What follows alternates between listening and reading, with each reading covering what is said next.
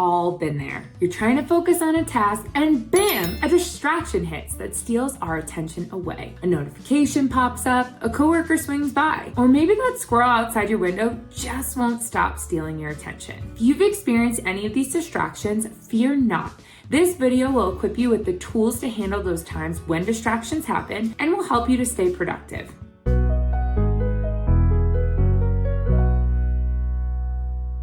Today, we're tackling the enemy of productivity, distractions. We'll share 2 strategies that can have a huge impact on sustaining attention and concentration. So, the first step is recognizing the distraction. Once you do, you have a choice to make. Option 1, schedule it. Write it down, come back to it later at a more convenient or intentional time. Option 2 is give it a time limit.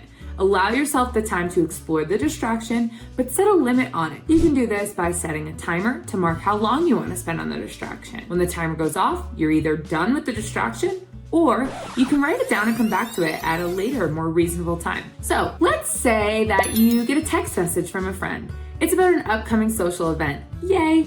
Jazz in the park? That sounds so exciting, but let's not get stuck on it now. Instead, let's grab a sticky note and write down the event details to come back to it later so we don't disrupt our focus. Then, stick it on your calendar for a more appropriate time. Maybe it's responding or inquiring further about the details after work, or maybe it's in an hour when you get a lunch break. That way, you can give the event your full attention later without derailing your current focus. Another option, if it's something you really want to check but not right now, is maybe setting a reminder, either on your phone or using a voice assistant reminder like Siri or Alexa to remind you at a certain time or in a certain location. Or you can capture it on a to-do list or a post-it to serve as a memory aid to remind you to come back to it. What about that option 2, giving it a time limit? So maybe the distraction's something quick, like checking a news update or quickly emptying the dishwasher or even responding to a text message. Or maybe it's something that you need to get out of your mind right now to ensure it doesn't continuously distract you. No problem, but to keep yourself focused, set that timer with a limit. Give yourself a short amount of time, say 2 minutes, to indulge in the distraction.